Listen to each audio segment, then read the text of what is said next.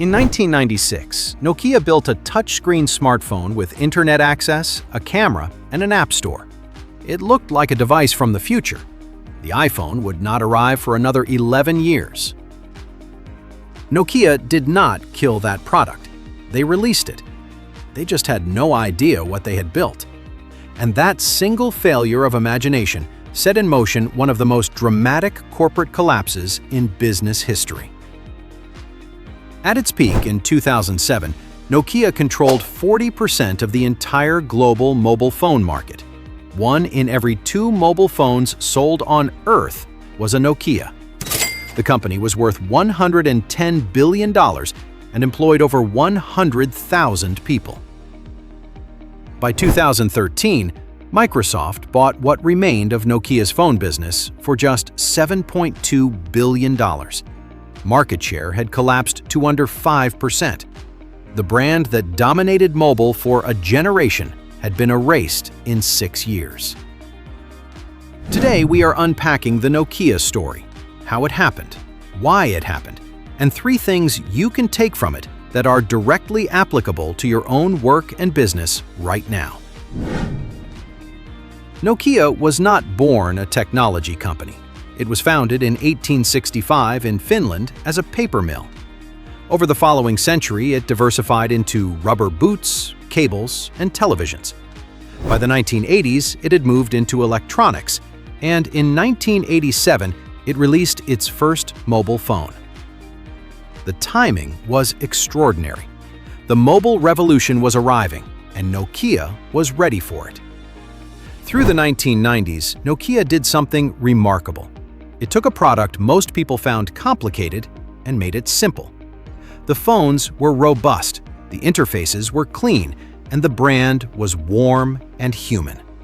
Snake, the ringtone editor, the brick that could survive being dropped from a second-floor window. Nokia understood that a phone was not just a communication device. It was a personal object, and personal objects needed to feel good in your hand, reflect your personality, and just work. Nokia built that better than anyone. By the late 1990s, Nokia had achieved something almost no technology company achieves. It had become genuinely loved. And underneath all of that warmth and brand equity, Nokia's engineering teams were building things nobody else had even thought of. In 2000, they built an internal prototype of a color touchscreen smartphone with an app store concept. The engineers showed it to management. Management shelved it. Understanding why Nokia failed requires understanding the culture inside the company, because the collapse of Nokia was not caused by a lack of technology. It was not caused by a lack of talent. It was caused by fear. Specifically, the fear of telling senior management bad news. A landmark academic study by INSEAD professors Qui Hui and Timo Vuori, published in 2012 and based on interviews with more than 70 Nokia executives and engineers, found that Nokia's internal culture had become deeply dysfunctional by the mid-2000s. Engineers knew the software was behind Apple and Android. Middle managers knew the strategy was wrong, but nobody felt safe saying so to the people at the top. The study described 2 layers of fear. Senior leaders were afraid of the external environment and put enormous pressure on middle managers to deliver results and hide problems. Middle managers, caught between that pressure and the reality on the ground, learned to filter information upward. Good news reached the top. Bad news did not. The result was that Nokia's leadership was making decisions based on a version of reality that did not exist. They believed their software was competitive when it was not. They believed their engineers were on track when they were behind. And because nobody was willing to say otherwise, the gap between what leadership believed and what was actually happening grew wider every quarter. This is the central lesson of the Nokia story, and it has nothing to do with technology. It is about what happens inside an organization when the culture punishes honesty. When that happens, the organization becomes blind, and a blind organization cannot respond to what it cannot see. On January 9, 2007, Steve Jobs walked onto a stage in San Francisco and introduced the iPhone. Nokia's internal response was dismissal. Executives described it as interesting but niche, too expensive, poor battery life, limited to one carrier in the US. The camera was not as good as Nokia's. The keyboard was virtual, not physical.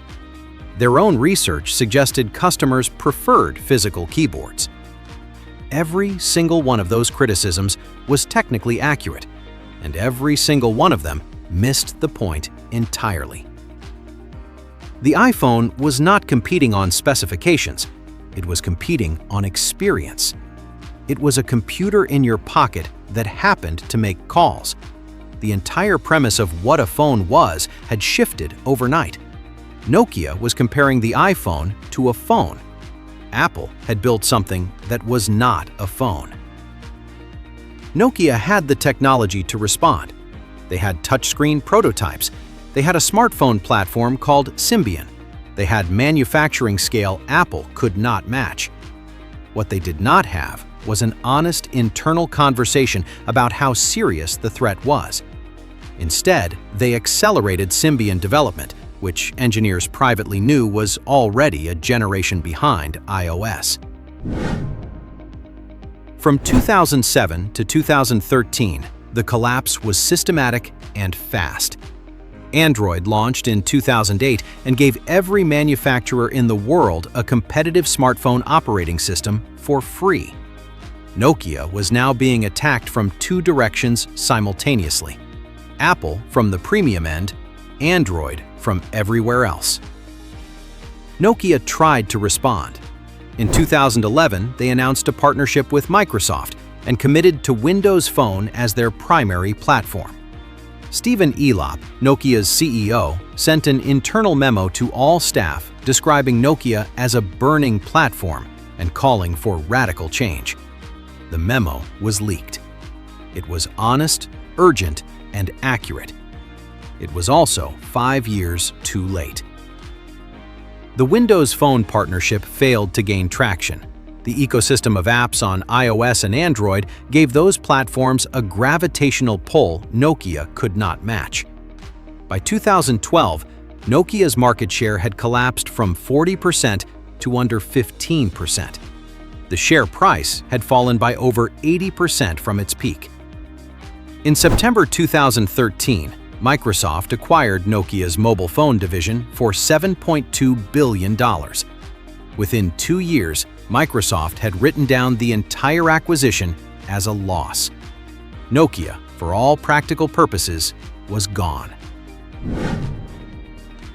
Here is where the Nokia story stops being history and starts being useful. Because the three things that destroyed Nokia are not unique to large technology companies. They are present in organizations of every size.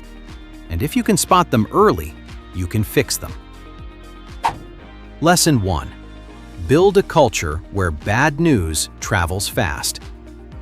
Nokia's single most destructive problem was not its technology. It was that bad news could not reach the people who needed to hear it. If you run a team, a department, or a business, ask yourself this: when was the last time someone told you something you did not want to hear? If the answer is that it rarely or never happens, that is not a sign of a healthy organization. That is a warning sign. The most valuable thing you can do today is make it safe for the people around you to tell you what is actually wrong, not what they think you want to hear. What is actually wrong. Lesson 2. Your biggest competitor is probably not who you think it is. Nokia watched Apple closely. They knew about the iPhone before it launched. They ran competitive analyses. What they failed to understand was that Apple was not competing in their market at all. Apple was creating a new one. The most dangerous competitor you will ever face is not someone doing what you do slightly better. It is someone redefining what the problem is. Ask yourself regularly, is there someone outside our industry about to make what we do irrelevant? Not someone better at our game, someone changing the game entirely. Lesson 3. Being first is worthless without the courage to commit. Nokia had the technology. They had the touchscreen prototypes, the App Store concepts, the engineering talent. What they did not have was the organizational courage to cannibalize their existing business to build the new one. The fear of destroying their current revenue stopped them from building their future revenue. This is the hardest lesson because it requires you to bet against yourself. But the history of every major industry disruption is consistent on this point. The companies that survive are the ones willing to make themselves obsolete before a competitor does it for them. Every video on Unpack Business, we go inside stories like this one. The decisions, the cultures, and the missed turns that separate the companies that survived from the ones that did not. If that is the kind of content that is useful to you, you know what to do. We will see you in the next one.